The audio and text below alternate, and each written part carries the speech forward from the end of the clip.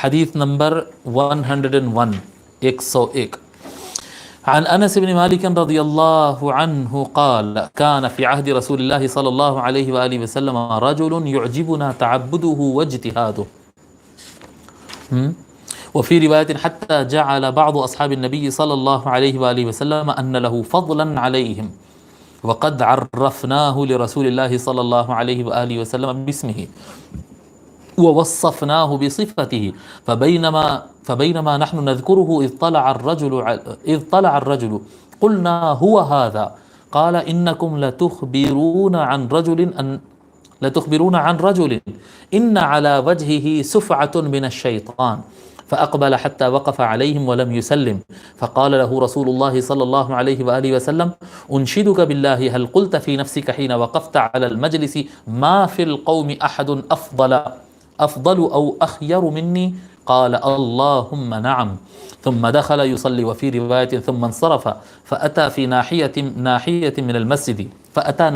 من المسجد فخط خطا برجله ثم صف كعبيه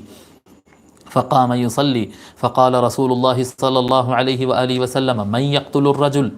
فقال أبو بكر أنا فدخل عليه فوجده يصلي فقال سبحان الله أقتل رجلا يصلي وقد نهى رسول الله صلى الله عليه وآله وسلم عن ضرب المصلين فخرج فقال رسول الله صلى الله عليه وآله وسلم ما فعلت قال كرهت أن أقتله وهو يصلي وقد نهيت عن ضرب المصلين قال من يقتل الرجل قال عمر أنا فدخل فوجده واضعا وجهه فقال عمر أبو بكر أفضل مني فخرج فقال رسول الله صلى الله عليه وآله وسلم ما فعلت قال وجدته واضعا وجهه لله فكرهت أن أقتله قال من يقتل الرجل قال علي أنا قال أنت له إن أدركته قال فدخل عليه فوجده قال خرج فرجع إلى رسول الله صلى الله عليه وآله وسلم فقال ما فعلت قال وجدته وقد خرج قال لو قتل ما اختلف في أمتي رجلان كان أولهم وآخرهم قال موسى سمعت محمد بن كعب يقول هو الذي قتله علي رضي الله عنه ذا الثدية وفي رواية قال النبي صلى الله عليه وآله وسلم هذا أول قرن من الشيطان طلع في أمتي أو أول قرن طلع من أمتي أما إنكم لو قتلتموه ما اختلف منكم رجلان إن بني إسرائيل اختلفوا على 71 فرقة وإنكم ستختلفون مثلهم أو أكثر ليس منها صواب إلا واحدة قيل يا رسول الله وما هذه الواحدة قال الجماعة وآخرها في النار رواه أبو يعلى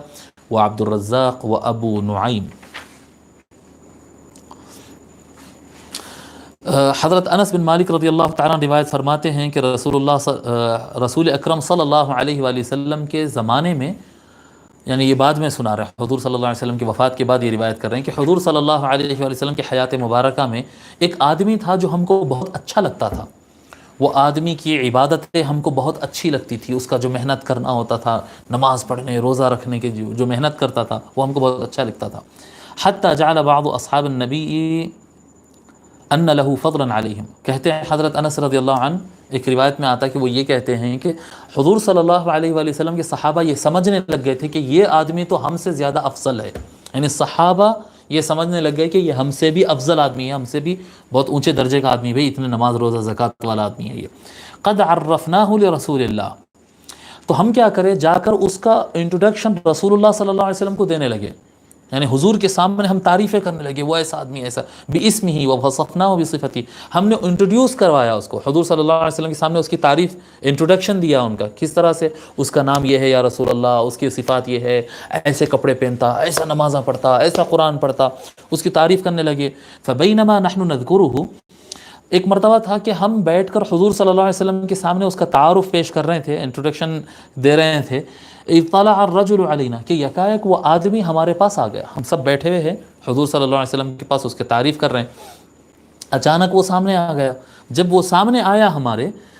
قلنا ہوا ھذا، ہم نے عرض کیا یا رسول اللہ دیکھو یہ وہی آدمی ہے جب سے ہم جس کی تعریف کر رہے ہیں تو یہی آدمی ہے وہ. قال انکم لتخبرون عن رجل ان علی وجهه سفعۃ من الشیطان،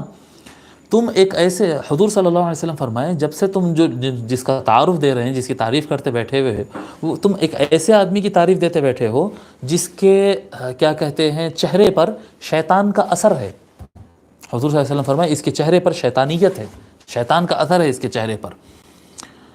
اللہ فاقبل حتی وقف علیہم، تو وہ آدمی آیا اور جہاں پر یہ لوگ سب بیٹھے تھے نا وہاں پر آ کر کھڑا ہو گیا، ان کے پاس، ان کی محفل، ان کی مجلس، ان کی سٹنگ جہاں پر تھی وہاں پر آ کر کھڑا ہو گیا، اور آ کر کھڑا ہوا پورے مجمع میں۔ حضور صلی اللہ علیہ وآلہ وسلم بھی ہے، صحابہ بھی ہے، سب پوری محفل ہے، وہاں پر آ کر کھڑا ہوا، ولم یسلم، اور کسی کو سلام نہیں کیا، جی بس آ کر ایسے کھڑا ہو گیا۔ فقال له رسول اللہ صلی اللہ علیہ وسلم، حضور صلی اللہ علیہ وسلم نے اس سے کہا انشدک باللہ، میں تجھے اللہ کا واسطہ دے کر کہتا ہوں، بتا هل قلت في نفسك حين وقفت على المجلس ما في القوم احد افضل او اخير مني، میں تجھے اللہ کا واسطہ دے کر کہتا ہوں، بتا جب تو آ کے ہماری محفل کے پاس جب تو ٹھہرا تو تیرے دل میں، تیرے من میں یہ بات آئی نہیں کہ پورے بیٹھے ہوئے لوگوں میں میرے سے اچھا کوئی بھی نہیں ہے؟ جی تیرے دل میں آئی نہیں یہ بات؟ اللہ کا واسطہ تجھے جھوٹ نہیں بولنا، صحیح بتا۔ قال نعم، قال اللہم نعم، ہاں کہنے لگا ہاں بالکل میرے دل میں آیا یہ خیال، میں یہ سوچا کہ دیکھیے اب آپ یعنی نمازوں اور روزوں کا اس کے اندر تکبر اتنا زیادہ آ گیا کہ وہ اس محفل جو کہ صحابہ کی محفل ہے، وہ خود بھی صحابہ میں سے سمجھا جاتا تھا نا اس وقت تک، صحابہ کی محفل ہے، چلو اپنے آپ کو صحابہ سے افضل سمجھ لیا، پھر بھی کسی حد تک وہ بھی غلط ہے، پھر بھی چلو ایک بات سمجھ میں آتی ہے، لیکن حضور صلی اللہ علیہ وسلم محفل میں ہے اور اس کو تصور میں یہ آ رہا ہے کہ سب سے اچھا تو میں ہوں، سب سے زیادہ نماز میں پڑھ رہا ہوں، سب سے زیادہ قرآن تو میں پڑھ رہا ہوں، سب سے نیک اور علم رکھنا سب سے اچھا تو میں ہوں، پھر جی اللہم نعم، وہ کہا ہاں میرے دل میں یہ خیال آیا۔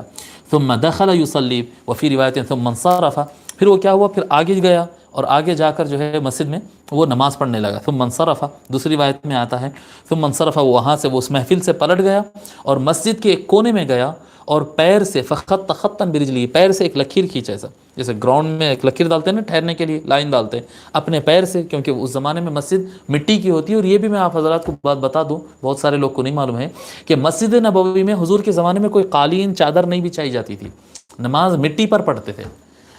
اور مٹی پر ہی نماز پڑھنا زیادہ افضل ہے، مٹی پر یا مٹی سے بنی ہوئی چیز، یعنی ایون آج کے زمانے میں اگر ٹائلز وغیرہ پہ نماز پڑھتے ہیں، پتھر اگر مسجد میں بچھا دیتے ہیں اس پہ نماز پڑھتے ہیں، تو یہ زیادہ بہتر ہے، زیادہ بہتر ہے کہ مٹی اور پتھر پہ نماز پڑھی جائے۔ ہاں سردی کا امکان ہو، مٹی چبھنے کا امکان ہو، کپڑے میلے کا ہونے کا امکان ہو، اور اگر چادر جائے نماز وغیرہ کچھ بچھا لیتے ہیں تو بالکل جائز ہے، بالکل جائز ہے، بچھا کر بھی پڑھ سکتے ہیں، لیکن حضور کے زمانے میں کچھ بچھاوا نہیں رہتا تھا، تو وہ اپنے پیر سے مٹی میں لکیر ڈالا، ثم صف کعبیہ، اور اپنے پیروں کو بالکل ٹھیک لکیر کے مطابق صحیح جمایا، فقام یصلی، اور کھڑا ہو گیا نماز پڑھتے ہوئے۔ فقال رسول اللہ صلی اللہ علیہ وآلہ وسلم، حضور صلی اللہ علیہ وسلم فرمائے من یقتل الرجل، یہ جو ابھی آیا نا لکیر وکیر ڈال کے یہ نماز کے لیے کھڑا ہو گیا، اس آدمی کو کون قتل کرے گا؟ ٹھیک ہے، من یقتل الرجل، فقال ابو بکر انا، حضرت ابو بکر رضی اللہ تعالیٰ عنہ کھڑے ہوئے، یا رسول اللہ میں مارتا ہوں اس کو، میں، تو جہاں پر ان کی سٹنگ تھی یہاں سے نکلے مسجد میں داخل ہوئے، انا فدخل علیہ، وہ مسجد میں جا کر داخل ہوئے، فوجدہ یصلی، جب مسجد میں اندر گئے دیکھے تو وہ آدمی نماز پڑھ رہا تھا، حضرت ابو بکر رضی اللہ تعالیٰ عنہ دیکھے، فقال سبحان اللہ، اللہ کی شان، اللہ کی تسبیح بیان کرے اور کہے اقتل رجلا یصلی، میں ایک ایسے آدمی کو ماروں جو نماز پڑھ رہا ہے، وقد نہى رسول اللہ صلی اللہ علیہ وآلہ وسلم عن ضرب المصلین، جبکہ حضور صلی اللہ علیہ وآلہ وسلم نماز پڑھنے والے کو قتل کرنے سے منع کیا، حضور صلی اللہ علیہ وسلم تو منع کیا، یعنی کوئی بھی آدمی جو اللہ کے لیے نماز پڑھتا ہے اس کا قتل نہیں کر سکتے، خصوصاً آج کے زمانے کے لیے ہے یہ بات کہ جب کبھی کوئی آدمی نماز پڑھ رہا ہے تو اس کو کافر مت سمجھو، جی کوئی آدمی اگر اللہ کی نماز پڑھتا ہو تو اسے کافر مت سمجھو، یہاں تک کہ میں آپ کو آگے بڑھ کر بتاتا ہوں کہ اگر غیر مسلم شخص بھی، اگر کرسچن اپنے چرچ کے اندر اور جو ہے یہودی اپنے صومعہ کے اندر اور جو ہے پجاری اپنے مندر کے اندر بھی اگر وہ عبادت میں مصروف ہے، اپنے پیدا کرنے والے کو اگر کوئی مشرک بھی اگر پکار رہا ہے، وہ پوجا کی حالت میں ہے، اس کو اس وقت میں قتل کرنے کی اجازت نہیں ہے، نہیں قتل کرنا، جی یعنی واضح احکام ہے۔ حضرت عمر رضی اللہ تعالیٰ عنہ کے احکام جب بھیجتے تھے نا جگہوں پہ لوگوں کو، تو اس وقت بول کر بھیجتے تھے کہ لوگوں تم جاؤ، جو آرمی ہے ان سے لڑنا، اگر پجاری اپنے مندر کے اندر پوجا کر رہا ہے تو اس کو اس حالت میں نہیں قتل کرنا ہے، پجاری کو قتل نہیں کرنا چاہیے، فادر جو ہوتے ہیں نا، یہ ان کے پوپس وغیرہ جو ہوتے ہیں، ان کے فادر جو ہوتے ہیں کرسچنوں کے، ان کو قتل نہیں کرنا، جی ان کے فادر جو ہے ان کو قتل نہیں کرنا، یہ احکام ہوتے تھے۔ تو حضرت ابو بکر صدیق رضی اللہ تعالیٰ عنہ فرماتے ہیں اللہ کی تسبیح کر کے کہتے ہیں کہ کیسا نماز پڑھنے والے کو میں کیسے قتل کر سکتا ہوں، جبکہ حضور صلی اللہ علیہ وسلم نے نماز پڑھنے والوں کو قتل کرنے سے منع کیا۔ فخرج، حضرت ابو بکر رضی اللہ تعالیٰ عنہ مسجد سے نکل پڑتے ہیں بغیر قتل کیے کہ فقال رسول اللہ صلی اللہ علیہ وآلہ وسلم ما فعلت، حضور صلی اللہ علیہ وآلہ وسلم پوچھتے ہیں ابو بکر کیا کر کے آئے؟ قال کرہت ان اقتلہ وهو يصلي وقد نهيت عن ضرب المصلين، یا رسول اللہ مجھے صحیح نہیں لگا اس کو قتل کرنا جبکہ آپ منع کیے کہ کوئی نماز پڑھنے والے کو قتل نہیں کرنا ہے۔ قال من يقتل الرجل، حضور صلی اللہ علیہ وسلم فرمایا ٹھیک ہے چلو بولو کون مارتا اب اس کو جا کے، ابو بکر آ جاؤ آپ سے نہیں ہوا، چلو بولو کون جا کے مارتا ہے؟ قال عمر انا، حضرت عمر رضی اللہ تعالیٰ عنہ یا رسول اللہ میں مارتا ہوں اس کو۔ فدخل فوجده واضعا وجهه، جب حضرت عمر رضی اللہ تعالیٰ داخل ہوئے مسجد میں تو دیکھے ان سجدے میں تھا، حضرت ابو بکر گئے وقت تو خالی کھڑا نماز پڑھ رہا تھا، یہ سجدے میں تھا ابھی۔ قال عمر ابو بکر افضل منی، حضرت عمر رضی اللہ تعالیٰ کہتے ابو بکر نہیں مارے انہوں تو میرے سے اچھے آدمی ہیں، میرے سے افضل جو ہے انہوں بھی نہیں مارے، ابو بکر افضل منی فخرج، کہتے ہیں ابو بکر مجھ سے افضل ہے یہ بول کر پھر پلٹ کے نکل جاتے۔ فقال رسول اللہ صلی اللہ علیہ وآلہ وسلم ما فعلت، حضور صلی اللہ علیہ وسلم فرماتے عمر کیا کر کے آئے؟ قال وجدته واضعا وجهه لله فكرهت ان اقتله، یا رسول اللہ کو سجدہ کیا ہوا دیکھا میں، اس کو ماتھا ٹیکا ہوا تھا اللہ کے لیے، تو میں اس کو قتل کرنا مجھے صحیح نہیں لگا تو میں آ گیا۔ پھر حضور صلی اللہ علیہ وسلم فرمایا من یقتل الرجل، کون مارے گا اس آدمی کو؟ فقال علی انا، مولا علی کھڑے ہوئے اور بولے یا رسول اللہ میں مارتا ہوں اس کو۔ تو حضور صلی اللہ علیہ وسلم کو تو سب معلوم ہو رہا تھا نا، حضور صلی اللہ علیہ وسلم فرماتے انت لہ ان ادرکتہ، اے علی اگر آپ اس کو پا لیں گے، اگر آپ کو مل گیا تو آپ اس کو ضرور قتل کر دیں گے، اگر وہ آپ کو مل گیا۔ اس حدیث میں بہت سارے اسرار ہے، بہت سارے رموز ہے۔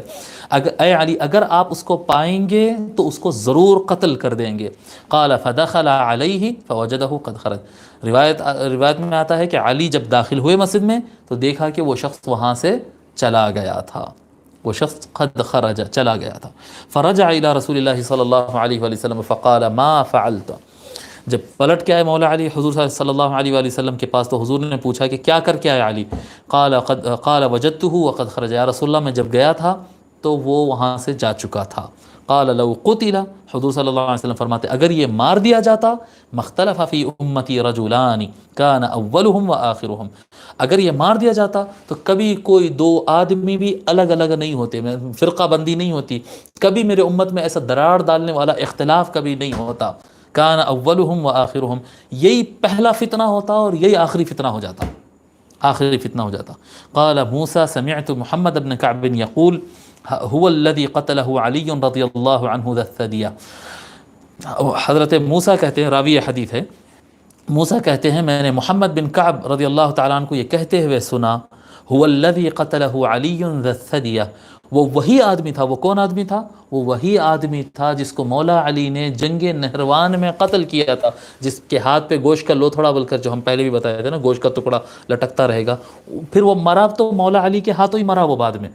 جو حضور صلی اللہ علیہ وسلم فرمایا نا اے علی اگر آپ کو مل گیا تو پھر آپ نہیں چھوڑیں گے اس کو، اور اس وقت بھی وہی حالت تھی۔ یہ مولا علی کا کمال ہے، یہ یعنی اس وقت بھی جب یعنی جنگ نہروان میں بھی جب پہنچتے ہیں تو صحابہ کہتے ہیں کہ ہمارے گھٹنے اور کولیاں ہلنے لگ گئے تھے کہ اتنے نماز پڑھ کے قرآن پڑھنے والے لوگ کو ہم کیسے ماریں گے، اور مولا علی کہتے بس رسول اللہ کا حکم ہے مارو مارو، تو بس ہم مولا علی کے اوپر بھروسہ کرے اور آگے بڑھ کے ان کو قتل کر دیا، اور قتل کرنے کے بعد بھی ہماری پریشانی ختم نہیں ہوئی، پریشانی ختم نہیں ہوئی کہ ہم اتنے قرآن پڑھنے والے نماز پڑھنے والوں کو مار دیے، اور ہم لاشوں کو جب ڈھونڈنے لگے تو دیکھے وہ گوشت لٹکنے والا وہ آدمی بھی ان میں پایا گیا، تب ہمارے دلوں کو سکون ملا کہ ہاں یہ وہی لوگ ہیں جن کو قتل کرنے کا رسول اکرم صلی اللہ علیہ وآلہ وسلم نے فرمایا۔ جی تو ان کا جب جہاں پر آقا کا حکم آ جائے تو پھر وہاں پر سوچنے کی ضرورت نہیں ہے کہ قرآن پڑھ رہا ہے یا نماز پڑھ رہا ہے، اور یہ فضیلت مولا علی علیہ السلام کو حاصل ہوئی۔ اور فی روایت، اور ایک روایت میں آتا ہے فقال النبی صلی اللہ علیہ وآلہ وسلم، جب وہ تینوں لوٹ آئے نہیں مار سکے تو حضور صلی اللہ علیہ وآلہ وسلم ارشاد فرمائے ھذا اول قرن من الشیطان طلع فی امتی، یہ میری امت میں نکلنے والا شیطانی پہلا ٹولہ ہے، یہ پہلا سینگ ہے شیطان کا جو میری امت میں نکلا، او اول قرن طلع فی امتی، میری امت میں نکلنے والا یہ پہلا سینگ ہے۔ اما انکم لو قتلتموہ مختلف منکم رجلان، اگر تم لوگ اس کو قتل کر دیے ہوتے تم میں سے کوئی دو آدمی بھی کبھی جھگڑا نہیں ہوتا. ان بنی اسرائیل اختلفوا الى 71 و 72 فرقتا، بے شک بنو اسرائیل میں 71 یا 72 فرقے ہوئے تھے، سیکٹس ہو گئے تھے، فرقوں میں بڑھ گئے تھے. بنو اسرائیل 71 71 یا 72 71 یا 72 فرقوں میں بڑھ گئے تھے بنو اسرائیل جی. وَإِنَّكُمْ سَتَخْتَلِفُونَ مِثْلَهُمْ، یہ 71 یا 72 کا جو الفاظ ہوتے، یا کا جو لفظ آتا نا، یہ حضور اکرم صلی اللہ علیہ وآلہ وسلم کا نہیں ہے. کوئی کسی کو سوال یہ ہوگا کہ حضور صلی اللہ علیہ وسلم کو پکا نہیں معلوم تھا کہ 71 یا 72 نہیں، یہ راویوں میں بھول ہو جاتی ہے. راوی کو شک ہوتا تو راوی ایسا کہتا ہے کہ حضور صلی اللہ علیہ وسلم نے 71 کہا یا 72 کہا، فرقوں میں بڑھ گئے تھے. وَإِنَّكُمْ سَتَخْتَلِفُونَ مِثْلَهُمْ أَوْ أَكْثَرَ، اور تم میں بھی اس طرح کا اختلاف ہوگا یا اس سے زیادہ ہوگا، یعنی تمہارے درمیان تم فرقوں میں بٹ جائیں گے، 71 یا 72 فرقوں سے بھی زیادہ فرقوں میں بٹیں گے. لَيْسَ مِنْهُمْ صَوَابٌ إِلَّا وَاحِدَةٌ، ان میں سے کوئی جماعت صحیح راستے پر نہیں ہوگی سوائے ایک جماعت کے. جب تم فرقوں میں بٹ جائیں گے تو کوئی فرقہ صحیح نہیں ہوگا سوائے ایک کے. قیل یا رسول اللہ ومن هذه الواحدہ، سوال کیا گیا یا رسول اللہ وہ ایک فرقہ کون سا ہوگا، وہ ایک کیا کہتے ہیں کون ہوگا جو صحیح راہ پر ہوگا. قال الجماعہ وآخرها فی النار، حضور صلی اللہ علیہ وآلہ وسلم نے فرمایا وہ جماعہ ہوگا، جو جماعت ہوگی وہ صحیح راستے پر ہوگی، باقی جتنے فرقے ہوں گے وہ سب کے سب گمراہ ہوں گے. وآخرها فی النار، اس کے علاوہ جتنے ہیں وہ سب کے سب دوزخ میں ہوں گے. الجماعہ کیا ہے یہ؟ اب میں آپ کو سمجھا دیتا ہوں، یہ حدیث شریف سے سمجھ میں آ جاتا، بات بالکل اور واضح ہوتی ہے. الجماعہ اہل السنہ والجماعہ، اہل السنہ والجماعہ یہ لفظ کیا ہے صاحب؟ یہ دو چیزوں سے لیا گیا. اہل السنہ یعنی سنت نبوی، اہل السنہ المحمدیہ، حضور صلی اللہ علیہ وآلہ وسلم کے طریقہ کار اور سنت کو اپنانے والے. احکام شرع جو ہے جو قرآن و سنت سے لیتے ہیں، رسول اللہ کے بتائے ہوئے راستے کے مطابق جو احکام شرع لیتے ہیں وہ اہل السنہ. والجماعہ کیا مراد ہے؟ الجماعہ جو امت میں فرقہ بندی کو پسند نہیں کرتے اور سب کو ایک جگہ رکھنا چاہتے، یہ الجماعہ ہے. ٹھیک ہے، دو طبقے ہوں گے لوگوں کے، سبچ قرآن کی بات کرتے، سبچ حدیث کی بات کرتے ہیں، لیکن ایک طبقہ وہ ہوتا ہے اپنے آپ کو صحیح بول کر باقی سارے مسلمانوں کو کافر غلط جہنمی دوزخی گمراہ یہ فتوے لگاتے پھرتا ہے. یہ فرقہ ہے. یہ جماعت کی خصوصیت کیا ہے؟ دوسرے کو غلط سمجھنے کے باوجود وہ کہتا ہے کہ ہمارے بھائی سے غلطی ہو گئی ہے، ان کو صحیح راہ پہ آنے کی ضرورت ہے، لیکن وہ ہمارے مسلمان بھائی ہے، وہ ہمارے ساتھ نماز پڑھ سکتے ہیں، وہ ہمارے ساتھ ایک ساتھ رہ سکتے ہیں. اختلاف اپنی جگہ ہے لیکن وہ ہمارا بھائی ہے. جو جوڑنے کی بات کرتے رہتے ہیں یہ الجماعہ ہیں. ہر طرف آپ کو ایسے لوگ ملیں گے. کچھ طبقہ ملے گا جو جوڑنے کی جد و جہد کرتا رہے گا، جو مسلمانوں کو ایک پلیٹ فارم پہ جماعت بنانا، جمع سے ہے، جو جمانے کے اور ایک جگہ ایک پلیٹ فارم پہ لانے کی جد و جہد اور محنت کرتے رہتا ہے. اگر دوسرے عقیدے پر اور دوسرے عمل پر چلے جائے تب بھی غلطی پر دیکھنے کے باوجود بھی اس کا بھائی اور مسلمان اپنا ساتھ سمجھتا ہو اور جوڑنے کی اور ہدایت پہ لانے کی کوشش کرتا ہو، یہ جماعہ ہے. اور جو بانٹنے اور دوسروں کی تکفیر اور دور کر دو اور اس سے ہاتھ مت ملاؤ، اس سے بات مت کرو، اس کو دیکھو نہ کو، اس کو یہ جو گفتگو کرتے ہیں نا، بعض لوگوں کی تقریریں آپ دیکھیں گے ایسے، جب جھگڑے کی بات کریں گے. اور بعض لوگ ایسے بھی ہوتے ہیں جو بڑی اتحاد کی بات کرتے ہیں، بڑی اتحاد کی بات کرتے ہیں، لیکن جب ملاقات کا ٹائم آتا تو پھر پلٹ جاتے، تو سمجھنا پھر فرقہ ہے. ہزار اختلاف کے باوجود لا الہ الا اللہ محمد الرسول اللہ، جب اس پر اتفاق ہے تو اتحاد کے لیے تیار رہنا، اس کو کہتے ہیں الجماعہ. اور یہی معنی ہے اہل السنہ والجماعہ کا میرے حساب سے، میری تحقیق کے مطابق. اس حدیث کو امام ابو یعلا نے روایت کیا ہے المسند میں، اور عبد الرزاق نے المصنف میں، اور ابو نعیم نے اس کو روایت کیا ہے حلیۃ الاولیاء میں. ابو نعیم نے اس کو حلیۃ الاولیاء میں نقل کیا ہے. میں اب تک سمجھتے آ رہا تھا گزشتہ 3-4 روز سے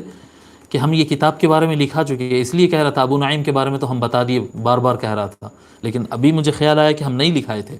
آئیے اس کتاب کے بارے میں لکھتے ہیں. کتاب کا نام ہے حلیۃ الاولیاء. کتاب کا نام ہے حلیۃ الاولیاء و طبقات الاصفیاء. دو ورڈ ہے، حلیہ اور اولیاء. حلیۃ الاولیاء، حلیۃ الاولیاء و طبقات الاصفیاء. طبقات الاصفیاء، بہت بڑی کتاب ہے اور بہت زیادہ یعنی مشہور کتابوں میں سے ایک ہے،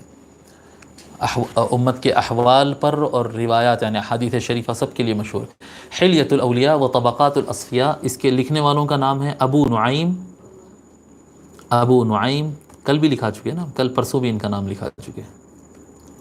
ابو نعیم احمد بن عبداللہ الاصبہانی، ابو نعیم احمد بن عبداللہ، عربی کے حساب سے بن عبداللہ ہوتا، میں اردو کے حساب سے بول رہا ہوں، بن عبداللہ الاصبہانی۔ آپ کی وفات سن 430 ہجری میں ہے، 430 430 ہجری میں آپ کی وفات ہے، اور اس کتاب کے اندر بہت سارے احادیث شریفہ کے علاوہ تقریباً 800 راویوں کے حالات لکھے ہوئے ہیں۔ راوی حدیث جو ہوتے ہیں نا، روات الحدیث، روات التاریخ جو ہوتے ہیں، ان کے تقریباً 800 آدمیوں کے حالات لکھے ہوئے ہیں۔ اس میں بہت سارے احادیث بھی ہیں، احادیث کی اس طرح سے کاؤنٹنگ نہیں ہوئی جس طرح سے کتب حدیث میں کاؤنٹنگ ہوتی ہے نا، اس طرح سے نہیں، کیونکہ اس میں کیا ہوتا ہے، ایک راوی کے حالات لکھتے لکھتے پھر بیچ میں حدیث آ جاتی، پھر حالات لکھتے، تو اس کی کتب حدیث کی طرح اس کی کاؤنٹنگ نہیں ہے۔ ٹھیک ہے، اللہ اللہ۔